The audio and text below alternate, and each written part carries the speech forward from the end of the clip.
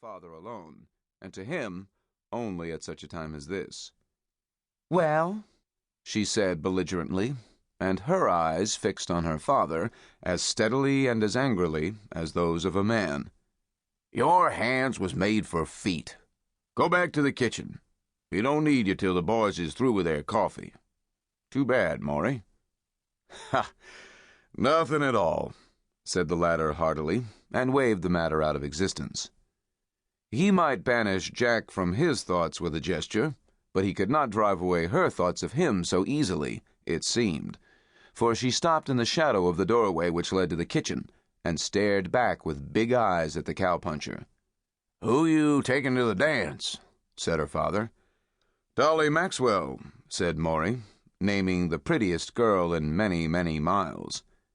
"That pale-faced thing," muttered Jack, relapsing into a feminine vocabulary at this crisis. But she sighed as she turned back into the kitchen. She threw open the door of the stove so that the light flamed on her red hair, which was tied in a hard knot on top of her head, the quickest, easiest, and unquestionably the most ugly manner of dressing hair. A vast and unreasoning rage made her blood hot. The anger was partly for her own blunder in spilling the hot coffee. It was even more because of Maury's ejaculation. With that one word, he had banished the vision of Maurice du Gordon. The plumed helmet had fallen from his head. His bright armor had blown away on a gust of reality. In the fury of her chagrin, Jack caught up the poker and raked the grate of the stove loudly. The rattling helped to relieve her, as swearing perhaps relieves a man.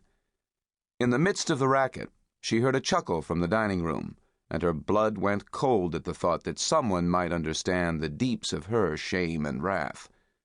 She ran to the door. There she sighed again, but it was relief this time. At least it was not Maury who laughed. He was deep in conversation with his neighbor.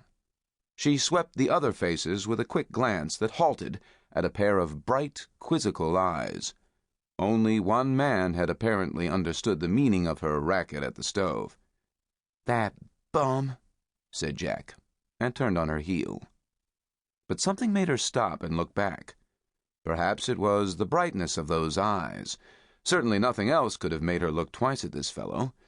Even among these rough citizens of the mountain desert, he was wild and ragged. His shirt was soiled and frayed from elbow to wrist. A bush of black hair was so long that it almost entirely hid his ears, and his face, apparently untouched by a razor for months, was covered by a tremendous growth of whiskers. She could only faintly guess at the features behind that mask. It was very puzzling, but Jack would not waste time thinking of such a caricature of a man as he of the many whiskers. She turned back into the kitchen and broke off her meditations by kicking a box across the floor. It smashed against the wall. Jack sat down to think and stared gloomily straight before her. Her throat swelled, and in her heart was that feeling of infinite age which comes upon women at all periods of their life, but most of all during the interim when a girl knows that she is mature, and the rest of the world has not yet found it out. "Why was I made like this?" said Jack miserably. And from within, a still, small voice that was not conscience answered her. "Oh," said the voice, "quit kidding yourself." "Why," repeated Jack dolorously, "was I tied to such a face?" "You might as well be asking," said the voice, "how the colors are painted on a pinto. Them colors never rub out. Neither will your face. It's awful." "It is."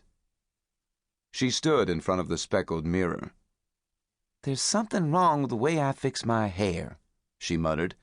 It was tied so tightly that it pulled up the skin of her forehead and raised her eyebrows to a look of continual plaintiveness. "There's certainly something wrong with the way I do my hair." "Is that all that's wrong with your face?" whispered the voice. "My hair is red," said Jack.